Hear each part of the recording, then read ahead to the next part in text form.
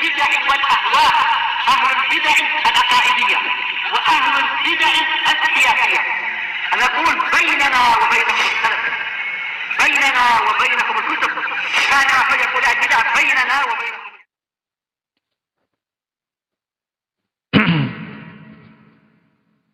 Alhamdulillah, kita memuji Allah Subhanahu wa taala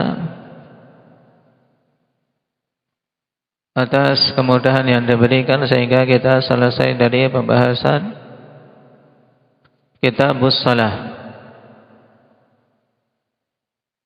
yang terakhir masuk pada bab Salatil Aidain. Dan pada kesempatan sore hari ini insyaallah ta'ala kita akan masuk pada kitab baru, yaitu Kitabul Janaiz.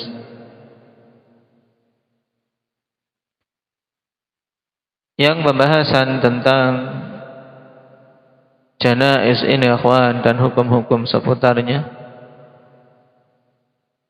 termasuk di antara hal yang penting untuk diilmui terlebih lagi para thalabatul ilm. Dikarenakan beberapa sebab. Yang pertama karena perkara mengurus jenazah merupakan perkara yang keumumannya hukumnya adalah fardu kifayah. Dan seorang dengan sebab dia gugur fardu kifayah dari kaum muslimin, ini dia mendapatkan pahala yang sangat besar. Kenapa? Karena dia menunaikan kewajiban yang dengannya dosa dan beban dari kaum muslimin bisa tergugurkan. Sebab ketika tidak ada yang menunaikan fardu kifayah ini, semuanya berdosa. Kemudian yang kedua, likathratil jahli fiha, karena banyaknya kejahilan terkait perkara penyelenggaraan jenazah. Betapa banyak manusia akhwan jahil terhadap hukum-hukum seputar jenazah. Taunya orang mati, dikafani, setelah itu dikubur, sudah selesai dikubur. Yang diilmui setelahnya adalah bahwa setelah meninggal dari hari pertama sampai hari ketujuh senantiasa ada acara di rumah keluarga si mayit, mengirimkan Al-Fatihah, mengirimkan bacaan Al-Quran sampai khatam. Kemudian setelah itu makan-makan. Saya bahkan sebagiannya lebih senang pada acara seperti itu. Kenapa? Karena makan-makan tidak perlu nyumbang. Berbeda dengan kalau diundang pada acara walimah. Acara walimah makan-makan iya, tapi harus nyumbang. Tapi kalau acara kematian, tiap malam makan. Na'udzubillahi minal jahl. Kemudian yang ketiga, likathratil bid'i fiha, karena banyaknya kebid'ahan yang ada pada perkara janaiz. Sungguh akhwani fillah,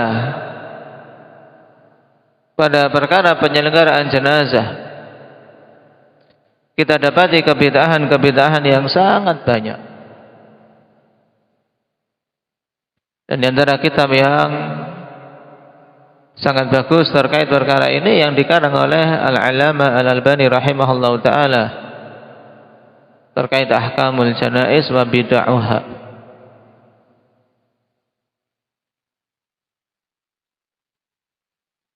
Bahkan hampir mulai dari awal seorang menghadiri orang yang sedang sakarat sampai mungkin nanti setahun setelah kematian, kemudian tiap tahun terus ada kebid'ahan terkait penyelenggaraan jenazah.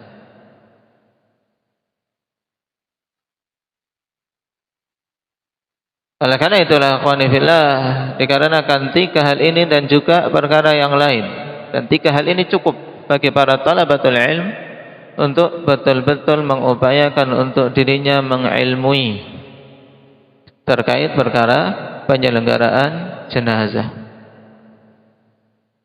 Nah, sehingga kapan saja dia dibutuhkan untuk mengurus jenazah, dia mampu. Dia mampu. Baik. Walaupun mungkin butuh murajaah terlebih dahulu. Kenapa? Karena jenazah itu datang tidak ada jadwal.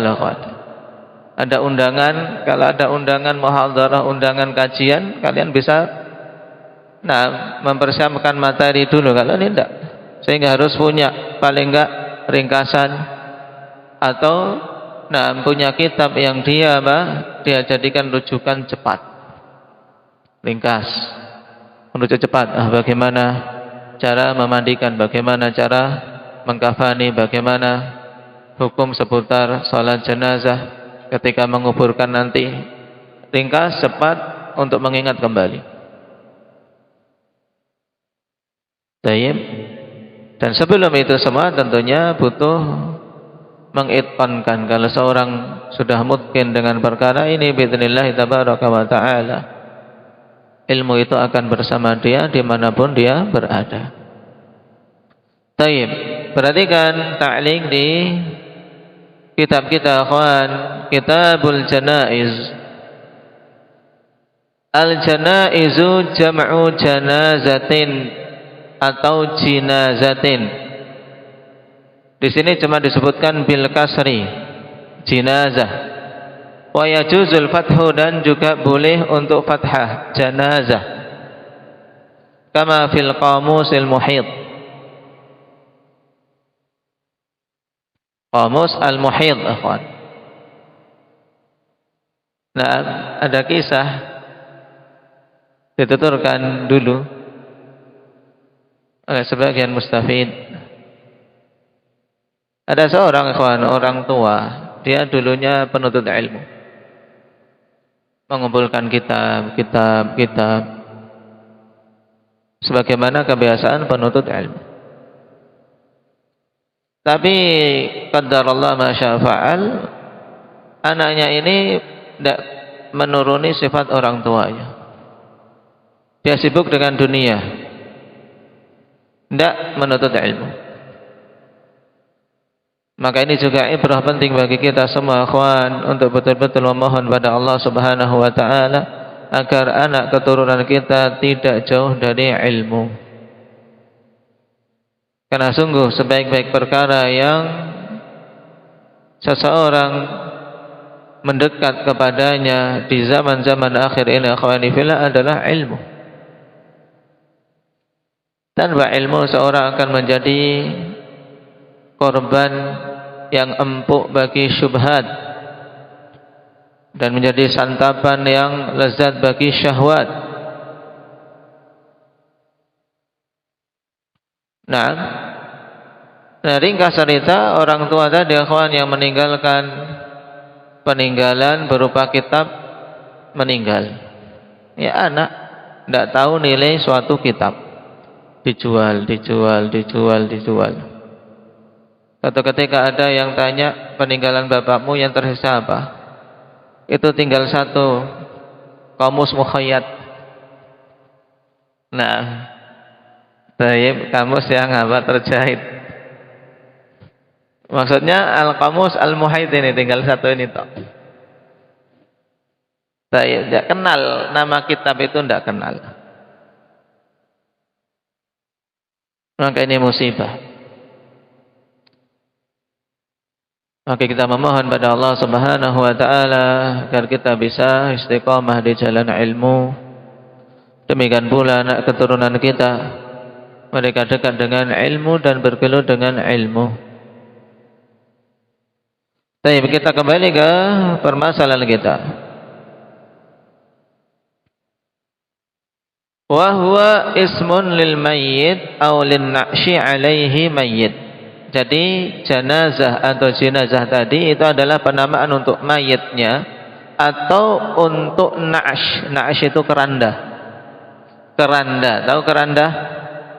Hanif tahu keranda? Untuk apa itu? Untuk mikul mayit. Nah, keranda yang di atasnya mayit. Taib. Dan Syekh Ibnu Utsaimin rahimahullahu taala akhwan memberikan perincian bagus perbedaan penggunaan antara janazah dan jinazah. Dan ini tafsir yang labas bisa dipakai.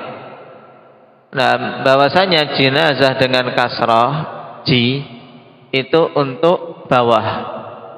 Mayit bawahnya apa berarti? Kerandanya, yang di bawah kan keranda ya. Jinazah itu kerandanya yang untuk mikul. Janazah harokatnya di mana Ubadah? Di atas. Berarti untuk nama sesuatu yang di atas keranda apa itu? Mayitnya. Paham? Makanya kita lebih masyhur dengan apa? Fathah untuk mengungkapkan mayit, yaitu janazah. Janazah itu mayitnya. Kalau jinazah itu apanya Abdullah? Kerandanya, tandu yang untuk memikul janazah.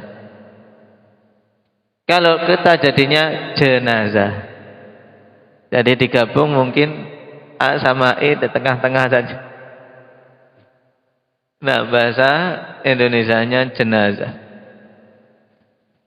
Tayyib. Kemudian kenapa disebutkan kitabul janaiz setelah kitabus shalah, ikhwan? Dikatakan di sini wa dzukira kitabul janaiz ba'da kitabis shalah li'anna ahamma ma yuf'alu bil mayyiti as-salatu alaihi. Ini penting. Yang kalau kita perhatikan subhanallah awamun nas jauh dari perkara ini. Disebutkannya kitab janaiz setelah kitabus shalah, kenapa? Karena perkara yang paling penting untuk dilakukan terhadap mayit adalah apa? Menyolatinya. Nah, adalah apa? Menyolatinya. Bukan apa? Bukan yasinan, tahlilan, kendurian, naam, haulan, bukan.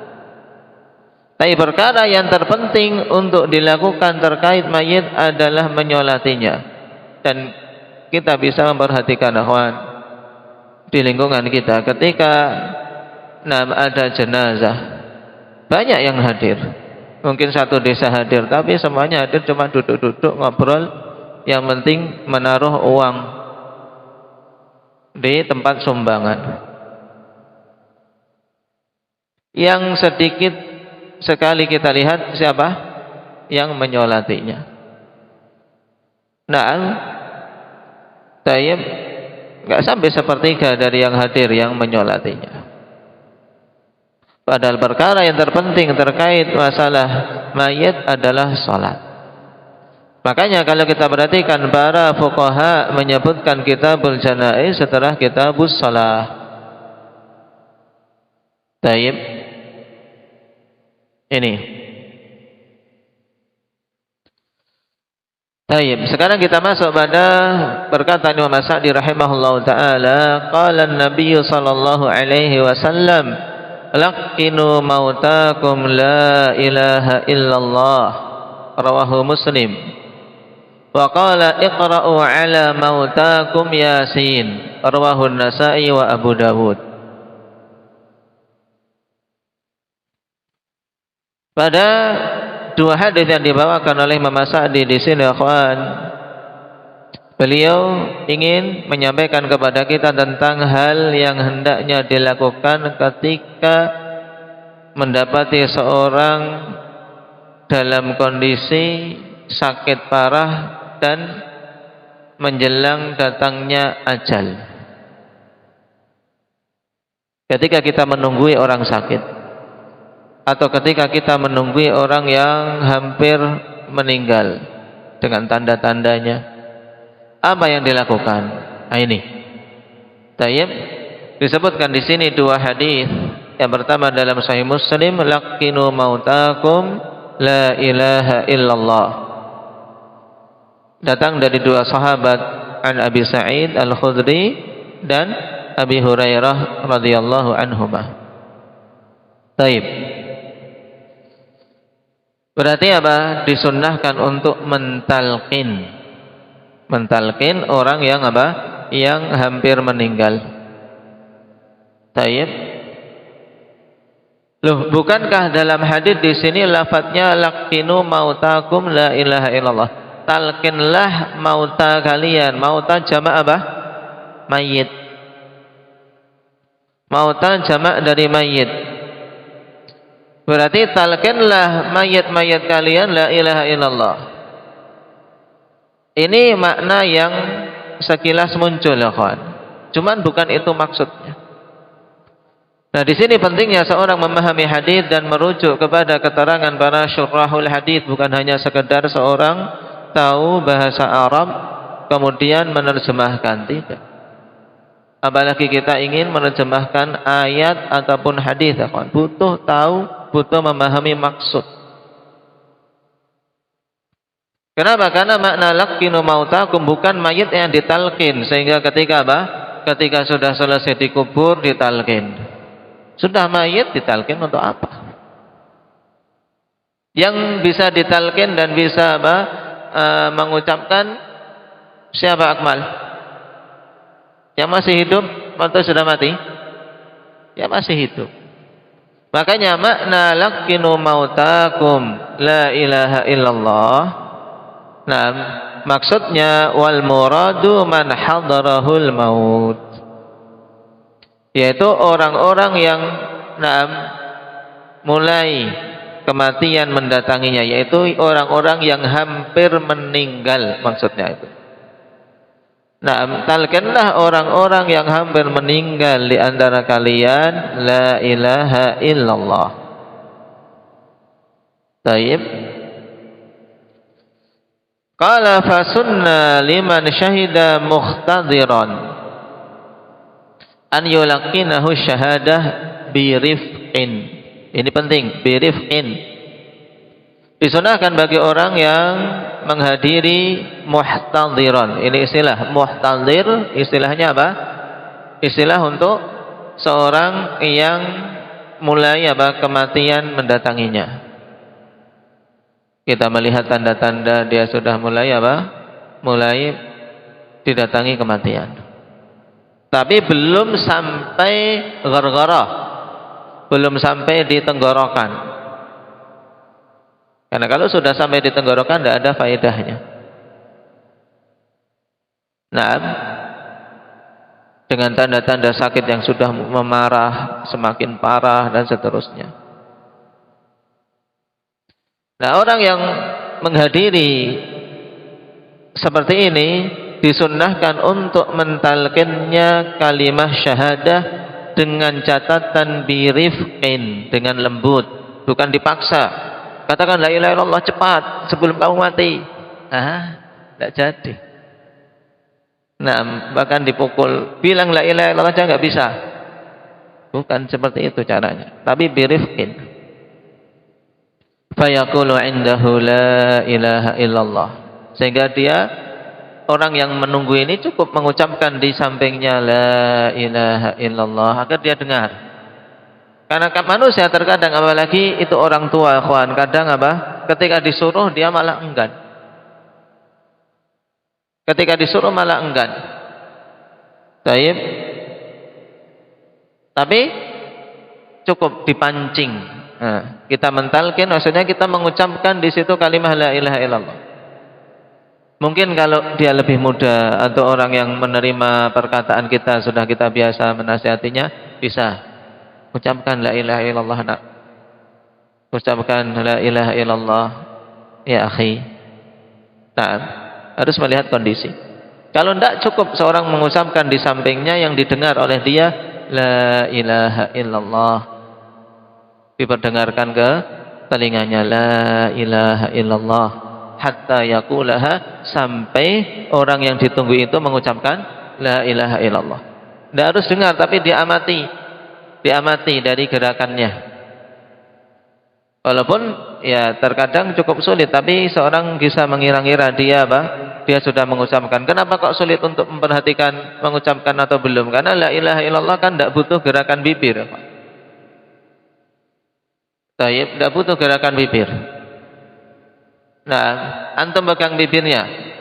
Coba mengucapkan la ilaha illallah itu tidak butuh gerakan bibir. Saking ringannya sebenarnya di lisan. Allah Subhanahu wa taala, nah, padanya hikmah yang sangat agung untuk kalimat ini. Bahkan pada kondisi sakit apapun, nah, jika Allah memberikan taufik, mampu untuk mengucapkannya. Kenapa? Karena yang penting lidah, bibirnya itu tidak ikut. Nah, fa in lam yakul laha fa innahu yaqulu lahu qul la ilaha illallah. Kemudian kalau belum juga mengucapkan, maka coba diperintah sekarang. Karena belum nyaut, diperintah, qul, katakan la ilaha illallah. Baik.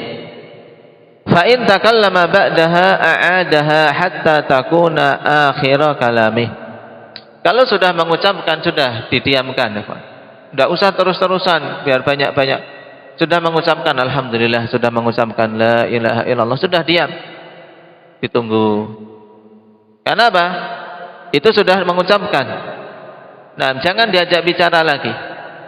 Tapi setelah itu kalau dia mengucapkan tolong aku ambilkan air, tolong aku ambilkan makan misalnya, atau dia ngomong lagi apa dari omongan-omongan selain kalimat tauhid.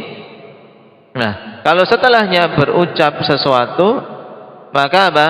Maka diulangi lagi mentalqin la ilaha illallah sampai akhir kalimat yang diucapkan oleh orang yang sakit ini apa? La ilaha illallah. Liyahsula 'alal fadlil waridi fi dzalik, agar dia bisa mendapatkan keutamaan yang datang dalam hal tersebut. Wa huwa qauluhu sallallahu alaihi wasallam, man kana akhiru kalamihi la ilaha illallah dakhalal jannah. Siapa saja yang akhir dari kalamnya la ilaha illallah, maka dia akan masuk ke dalam surga. Nasallallahu azza wa jalla an yakuna akhiru kalamina la ilaha illallah. Akhrajahu Abu Dawud wa qala Ibnu Hajar fi Talkhis a'allahu Ibnu Al-Qattan bi Salih ibn Abi Arim wa annahu la yu'raf wa ta'aqqaba bi annahu rawa anhu jama'ah wa dzakarahu Ibnu Hibban fi Thiqat. Baik. Dan hadis tersebut ikhwan, hadis Mu'adz bin Jabal, man kana akhiru kalamihi la ilaha illallah dakhalal jannah, yang rajih hadis tidak sampai turun dari tingkatan hasan. Nah, taib memiliki penguat-penguat, taib, dan dihasankan oleh Imam Al-Albani rahimahullah taala dalam Al-Irwa. Taib. Kemudian akhwan, perintah pada hadis laqinu mautakum. Perintah ini sifatnya apa? Dikatakan oleh Imam Nawawi rahimahullah taala, wal amru bihadat talqin amrun nadbin. Dan perintah untuk talqin ini perintah yang sifatnya nadb, yaitu sunnah, tidak sampai tingkatan wajib. Wa ajma'al ulama ala hadha talqin, dan para ulama berijma tentang talqin ini. Mentalqin apa tadi Mujahid? Mentalqin kalimah la ilaha illallah. Baik. Ijma' tentang apa? Disunnahkannya. Siapa yang menukilkan ijma'? Indak ibrar?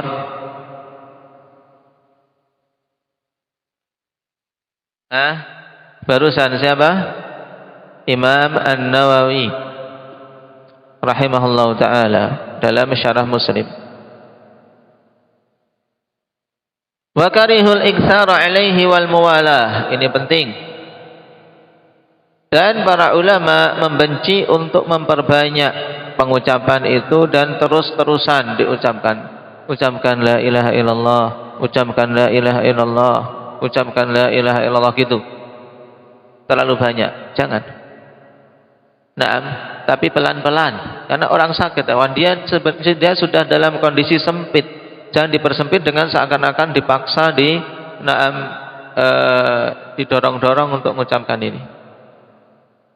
Kenapa? Li'alla yatjara wa yadbiqi halihi wa syiddati karbihi.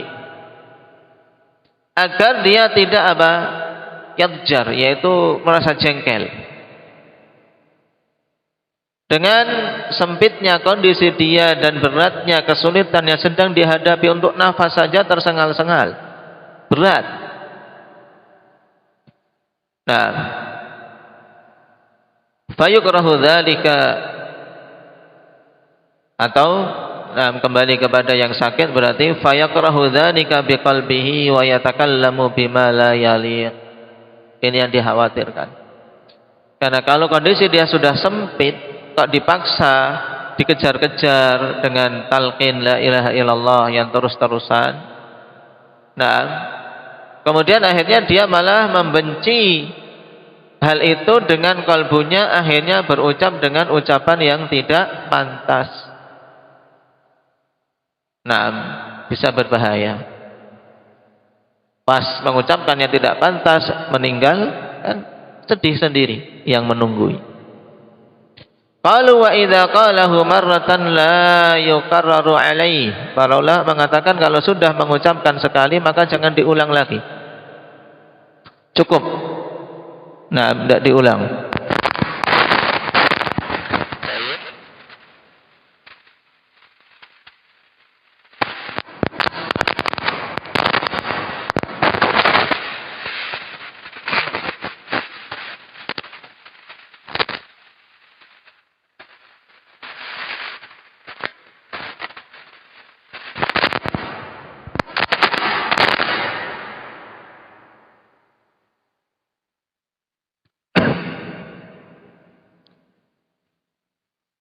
Illa an yatakallama ba'dahu bikalamin akhar fayu'adu at-ta'ridu bihi liyakuna akhira kalami. Kecuali apabila dia berbicara dengan pembicaraan yang lain, maka diulangi lagi tawaran, kemudian dorongan untuk mengucapkan la ilaha illallah agar itu menjadi akhir dari kalimat yang terucap. Baik. Ini perkara terpenting bagi orang yang menunggui seseorang yang sakit, yang datang tanda-tanda kematian padanya.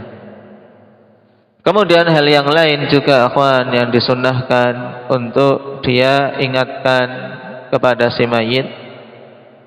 Nah, yaitu yudzakiruhu bittaubah wa husnidz dzanni billah. Perkara kedua, akhwan, kalau dia masih bisa diajak bicara, diingatkan untuk bertobat. Atau yang penting bisa dengar dengan lembut, tapi semua ini dengan lembut. Nah, diingatkan untuk bertobat dan untuk memperkuat harapan serta prasangka baik kepada Allah Subhanahu wa taala. Nah, memperkuat prasangka baik, husnudzan billah. Karena ini kondisi yang sangat menentukan. Ana inda dzanni 'abdi bi, kata Allah dalam hadits qudsi, aku sesuai dengan prasangka hambaku terhadapku. Baik. Kemudian yang ketiga, yudzakiruhu biqada'id dain. Diingatkan untuk melunasi hutangnya. Ditanya, kamu punya hutang enggak? Nah, kenapa? Karena itu hal yang juga sangat berbahaya. bagi seorang yang mayit kalau sampai belum apa? Seorang yang mati kalau belum tertunaikan hutangnya.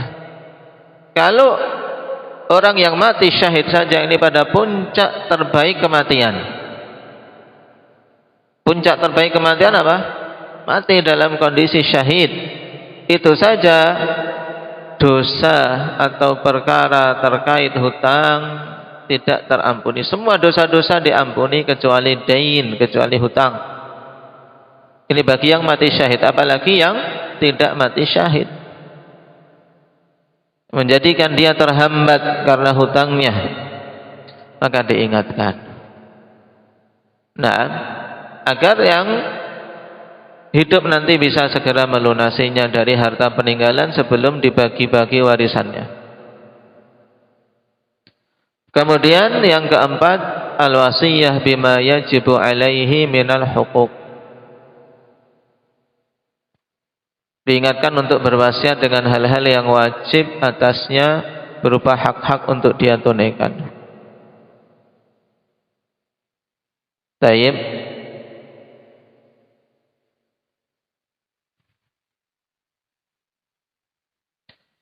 Nah, 3 perkara tadi akhwan yang disebutkan setelah talqin itu pada marhalah yang seorang masih kelihatan bisa diajak bicara baik. Belum terlalu belum terlalu parah.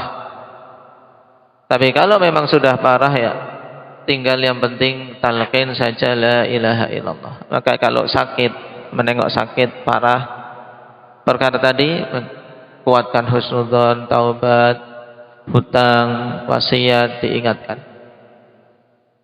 Ini penting karena itu diantara tujuan, salah satu tujuan menengok orang yang sakit. Taib.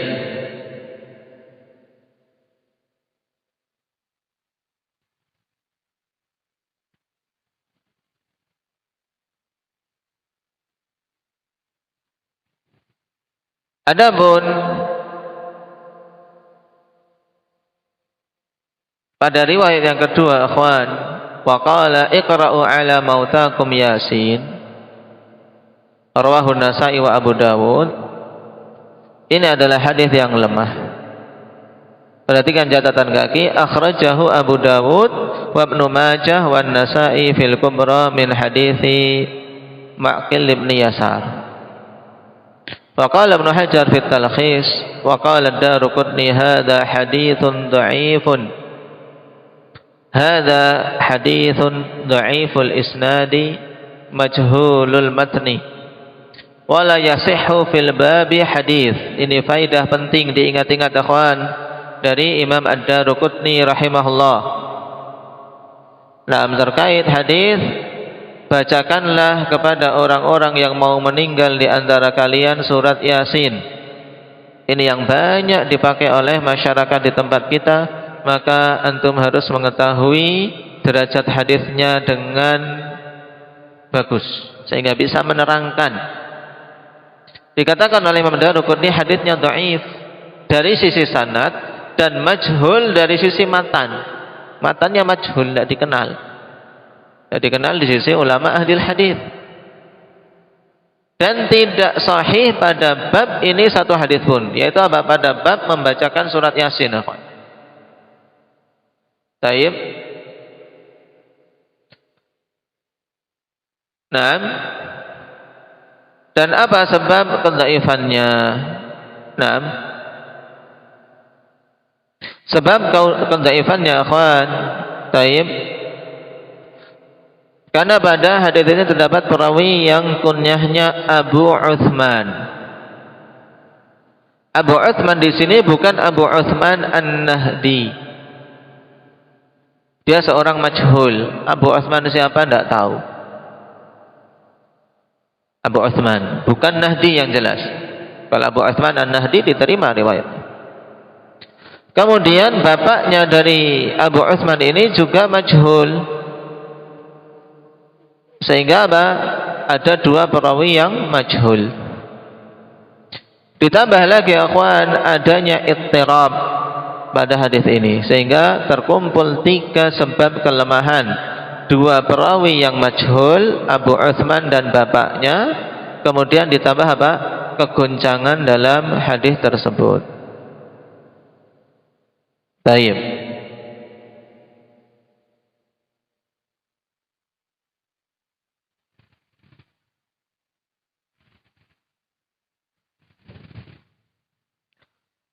Kemudian dikatakan dalam ta'liq wa ala fardhi sihhatihi, dan taruhlah hadis ini sahih, fa inna ma'nahu kalladzi qablah, maka sungguhnya maknanya seperti hadis yang sebelumnya, ai man hadarahul maut likai yasma'a wa yatta'idha wa yatadzakkara bima fiha minadz dzikra.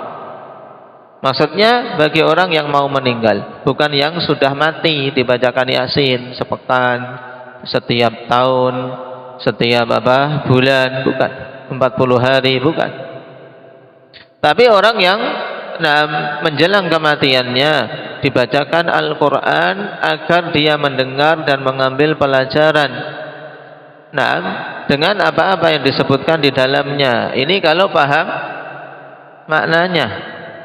Baik, kalau paham maknanya, kenapa? Karena pada surat tersebut kan pembicaraan bagaimana hari kebangkitan, dan seterusnya. Baik. Wa yubashiru bima fiha minal bisyarati fayafrahu wa yata'allaqu qalbuhu billahi ta'ala. Ini tujuannya. Sehingga dia menjadi gembira dengan kabar gembira yang ada padanya. Salamun qaulam mir rabbir rahim. Disambut ahlul jannah dengan salam. Udkhuluha bisalam. Baik. Fayafrahu wa yata'allaqu qalbuhu billah, sehingga dia gembira dan hatinya bergantung kepada Allah Subhanahu wa taala semata. Ini kalau sahih, tapi kita enggak butuh jawaban ini. Kenapa? Karena jelas-jelas hadisnya lemah. Jadi bukan maksudnya tabarruk saja, yang penting dibacakan Yasin enggak tahu maknanya apa. Bahkan baca pun enggak kedengar cepat. Tayyib. Cuman geremeng-geremeng saja, kedengaran suara dengungan saja. Enggak ada faedahnya. Karena bid'ah. Tayyib.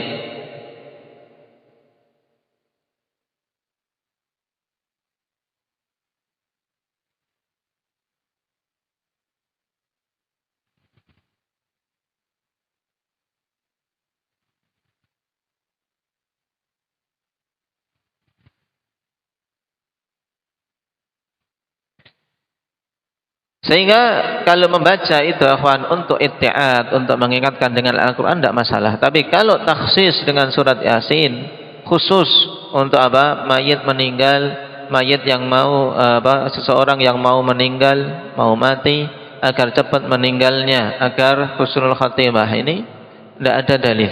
Karena dalil yang menunjukkan hal demikian lemah. Tapi kalau ada masuk dalam membaca Al-Quran di sampingnya, agar dia mendengar bacaan Al-Quran sehingga tenang hatinya, mengambil pelajaran darinya atau meruqyahnya, maka hukumnya apa ini? Syukran? Boleh meruqyah yang sakit dengan Al-Quran, baik itu Yasin, Al-Fatihah, Al-Falaq, An-Nas, atau Al-Quran secara keseluruhan dengan niatan ruqyah, boleh. Tayyib.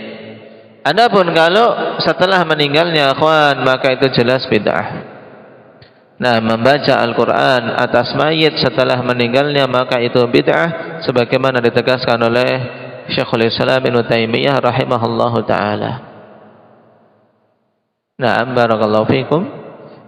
Ini hal yang hendaknya dilakukan oleh orang ketika menunggui seseorang yang sakit menjelang kematiannya. Tayyib, diingat-ingat. Barakallahu fikum. Kita cukupi sekian dulu. Walhamdulillahirabbil alamin.